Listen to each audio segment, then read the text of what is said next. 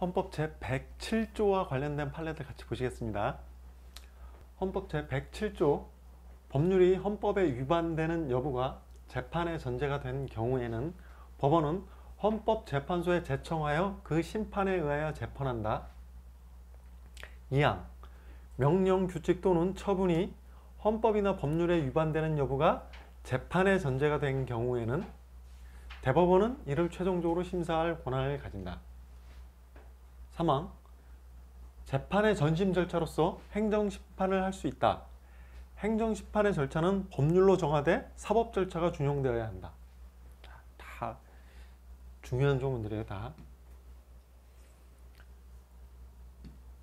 자, 그래서 107조와 관련된 판례들, 행정규칙이 법규 명령으로서 기능하게 되어 헌법소원심판의 청구 대상이 되는 경우, 행정규칙하고 법규명령, 이게 이제 행정법 가시면은 이제 자세하게 공부를 하시는데, 법규명령은 대외적 효력, 즉 국민에 대해서 효력을 가지는 게 이제 법규명령이고, 행정규칙 또는 행정명령은 뭐예요? 대외적 구속력이 없죠. 그 행정부 내에서 뭐 일일명령이라든지 뭐 훈령이라든지 이런 거지, 국민에게 직접적 효력을 갖지 않는 게 행정규칙인데, 법규명령이 성격을 띠는 행정규칙, 이런 게 굉장히 중요한 행정법적 그 주제인 거죠. 그럼 다시, 행정규칙은 행정기관 공무원들의 직무에 대한 준칙을 정해놓은 일반적 추상적 규정을 말한다. 그래서 행정명령, 직무규칙과 같은 의미로 쓰이지만 행정부 내부 이 직무규칙에 불과하기 때문에 국민에게는 법적 효력을 갖지 못한다. 이게 이제 행정규칙의 가장 큰 특성인데, 이게 원래 국민에게 구속력이 없는데 이게 법규명령으로서 기능하게 되는 경우가 있어요. 그 두 가지 경우가 있는데, 먼저 그 제정이 비록 법규명령이 아닌 고시, 훈령, 예규 등의 행정규칙이더라도, 그래서 대외적 구속력이 없지만 그것이 상위 법령의 위임관계를 벗어나지 아니하는 한 상위 법령과 결합해서, 이게 중요한 거죠. 대외적 구속력을 갖는 법규명령으로서 기능하게 되는 경우가 있는데, 이때는 헌법소원심판을 청구할 수 있게 되는 거예요. 자, 두 번째, 그러면 다시 행정명령이지만 법규명령으로서의 효력을 갖는 경우, 자, 반복 시행된 재량준칙, 그러니까 재량준칙도 행정부 내부에서, 그러니까 행정기관 공무원들 직무에 대한 준칙을 정해놓은 것인데, 재량의 준칙, 그래도 행정규칙이라도 재량권 행사의 준칙으로서 그 정한 바에 따라 중에 되풀이 시행되어 행정관행을 이루게 되면, 행정기관은 그게 이제 관행적으로 이렇게 하게 되면 누구는 해주고 누구는 안 해줄 수가 없는 거잖아요. 그래서 평등의 원칙이나 신뢰보호 원칙에 따라 상대방에 대한 관계에서 그 규칙에 따라 자기 구속을 당하게 되는 바, 이 경우에는 이제 대외적 구속력을 가진 공권력 행사가 돼서 헌법소원 대상이 된다. 그 다음에 특허청의 심판에 대해서는 종래는 지금은 그 2심으로 되어 있는데, 종래에는 1심으로 특허청 곧바로 법률심인 대법원에 상고할 수 있도록 했어요. 이게 우리 앞에서 봤었죠? 법률심의 사실시인과 법률심, 어떤 사건에 대한 재판을 위해서는 그 사건과 당사자 간의 사실관계, 사건과 관계된 법률의 규정들을 검토한 판결인데, 사실과 법률의 두 가지 측면을 다 고려한 판결을 사실심.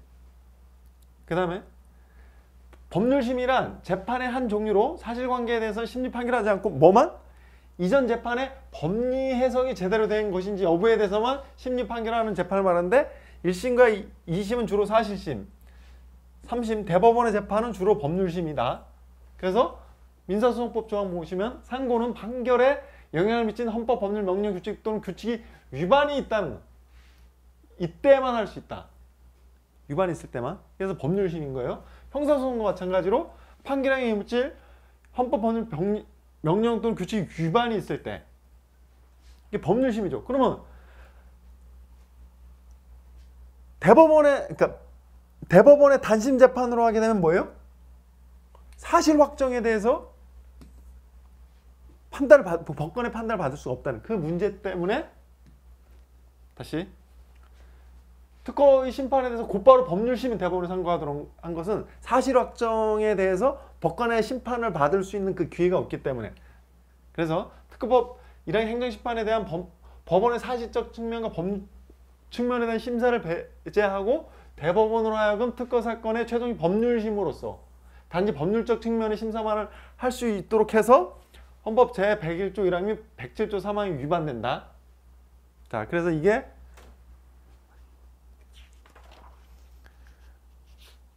479페이지 좀 전에 보셨던 맨 아래에 있는 판례하고 그 비교가 되는 거죠. 법관에 대한 징계 처분.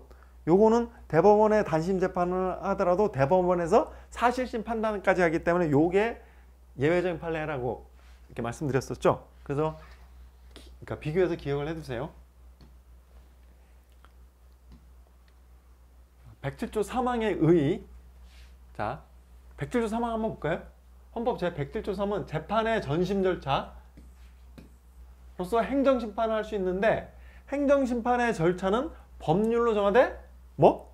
사법 절차가 준용되어야 한다. 근데 이 107조 3항의 의미에 대해서 입법자가 행정심판을 전심 절차가 아닌 종심 절차로 규정함으로써 정신 재판의 기회를 배제하거나, 이런 바로 위헌인 거죠. 여기 위헌.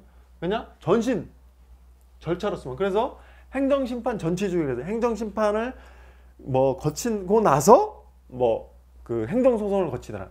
근데 그러니까 뭐 그래서 요 행정심판이 종심으로, 그게 바로 이제 행정심판을 거치고 나서 행정소송을 거칠 수 없다면 그건 바로 여기에 위반되는 거죠. 근데 그 다음에 어떤 행정심판을 필요적 전심 절차로 규정하면서도 그 절차에 사법 절차가 준용되지 않는다면, 준용되어야 되는, 이는 107조 3항 나아가 재판 청구를 보장하고 있는 27조에도 위반된다. 그렇지만 반면에 어떤 행정심판 절차에 사법 절차가 준용되지 않는다고 하더라도 임의적 전치제도로 규정함에 그치고 있다면, 필요적 전치주의하고 임의적 전치주의가 뭐예요? 행정심판을 반드시 거쳐야 되면은 필요적 전치주의, 행정심판을 거쳐도 되고 거치지 않아도 되면은 임의적 전치주의. 그래서 현재는 행정소송이 임의적 전치주의죠. 그래서 임의적 전치조, 그러니까 사법 절차가 준용되지 않더라도 임의적 전치제도로 규정하고 있다면 위 헌법적 위반할 수 없다. 왜? 그러한 행정심판을 거치지 않고 곧바로 행정소송을 제기할 수 있는 선택권이 보장되기 때문이다.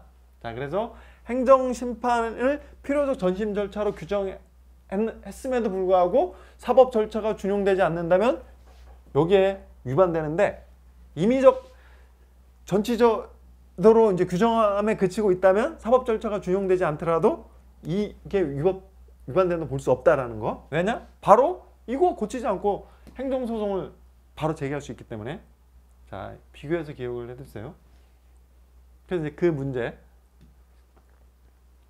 그다음에 헌법 제108조 대법원은 법률에 저촉되지 아니하는 범위 안에서 소송에 관한 절차, 법원의 내부 규율과 사무 처리에 관한 규칙을 제정할 수 있다. 그래서 판사의 근무 성적 평정에 관한 사항을 대법원 규칙으로 정하도록 위임한 구 법원조직법 제2항이 포괄이행 금지 원칙에 위반되는 죄고, 이렇게 판사의 근무 성적과 평정 이런 거는 무슨 굉장히 뭐예요? 전문적이죠? 그 판사가 어떤 판결을 제대로 내렸는지 이 판단을 대법원 사람 내에 있는 사람들, 거의 판사급, 그 다음에 판사 중에서도 좀 고위직에 있는, 그러니까 경험이 많은 판사들이 제대로, 너무너무 전문적이죠? 그러면 대법원 규칙으로 위임할 필요성이 굉장히 있겠죠. 그 다음에 전문적이니까 이 위임의 어떤 이 범위, 폭넓게 위임할 필요가 있겠죠. 그래서 이제 그 얘기죠. 사법권의 적절한 행사의 의무는 판사의 근무와 관련하여 내용적 절차적 사항에 관해 전문성을 가지고 재판 실무에 정통한 사법부 스스로 근무성적에 관한 평정에 관한 사항을 정하도록 할 필요성이 높겠죠. 그 다음에 이 사건 근무 평정에서 말하는 근무 성적 평정에 관한 사항이란 판사의 연임 등 인사관리에 반영시킬 수 있는 것으로 사법 기능 및 업무의 효율성을 위하여 판사의 직무 수행에 요구되는 것, 즉 직무 능력과 자질 등에 관한 평가사항, 평정권자 및 평가 방법 등에 관한 사항이 충분히 예측 가능하죠. 이렇게 할 때 그래서 포괄 이임 금지 원칙에 위배되지 않는다. 그래서 전문적인 사항, 그 다음에 여기서 이렇게 위임할 것이 어떤 것이라는 것을 충분히 예측 가능하기 때문에 포괄 위임 금지 원칙에 위배되지 않는다. 헌법 제109조 재판의 심리와 판결은 공개한다. 자, 이런 개념들은 제가 그 유튜브에서 요 헌법 조문 강의에서 다 설명하죠. 다만 심리는 판결 아니에요. 판결은 무조건 공개해야 돼요. 심리는 국가의 안전보장 또는 안녕 질서를 방해하거나 이제 종전에 이제 막 그 간통죄 이런 거 요 선량한 풍속을 해야 할 염려가 있을 때, 그러니까 여기에 종래 막 간통죄, 그러니까 성풍속과 관련된 범죄들 있을 때는 법원의 결정으로 공개하지 아니할지다. 다시 심리와 판결은 공개하는데 심리는 안전보장, 안전질서를 방해하거나 또는 선량한 풍속을 해야 할 염려가 있을 때는 법원의 결정으로 공개하지 않을 수 있다. 헌법 제110조 군사재판을 관할하기 위하여 특별법원으로 군사법원을 둘 수 있다. 2항 군사법원의 상고심은 대법원에서 관할한다.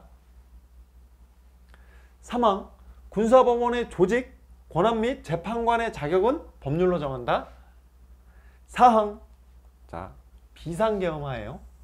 비상계엄하의 군사재판은 군인, 군무원의 범죄나 군사에 관한 죄의 경우와 초병, 초소, 유독 음식물 공급, 포로에 관한 죄 중 법률이 경우에 한해 단심으로 할 수 있다. 단심. 다만 사형을 선고한 경우에는 그러하지 아니하다. 그래서 우리 헌법에 사형이 인정되느냐 마느냐와 관련돼서 사형을 선고한 경우는 그러하지 아니하다. 그러니까 여기서 110조 사항에서 간접적으로 사형을 인정한 조항이다. 왜냐하면 사형이 이렇게 문구상으로 이렇게 들어가 있으니까 조문상으로. 그래서 판례 군대 입대 전이 그러니까 밖에서 민간인 신분이었을 때 범한 범죄에 대해서 군사법원의 재판권을 규정하고 있는 군사법원법 규정. 일단 군대 내에 들어가면 굉장히 위축이 되죠. 그래서 근데 이제 문제는 제가 이제 군대 있을 때 그 사령부에서 이제 법무부에서 이제 제가 한 6개월 정도 근무하고 있는데 거기에 제가 사병으로 근무하고 있는데도 보통 그 사병들은 폭행, 그다음에 이제 그때 이제 제가 대구에 있었는데 그 방위들은 그 당시 이제 방위들은 이제 밖에서 이제 술 먹고 이제 부단 이탈, 월요일날 출근 안 하거나, 그다음에 이제 밖에서 싸우거나 이제 그런 걸로 제일 많이 들어오고 그 당시 간부들은 음주운전하고 간통, 그게 너무너무 많았어요. 그래서 이렇게 일단 오게 되면 군대라는 어떤 특성 때문인지 몰라도 다 위축이 돼가지고 막 사병한테도 다 장교들도 막 인사하고 그러니까 군대에서 이제 재판을 받게 되면 그렇게 위축이 되는 어떤 측면이 있어요. 그래서 어떻게 해야 되냐면 군대 입대 전에 범했기 때문에 민간인 신분으로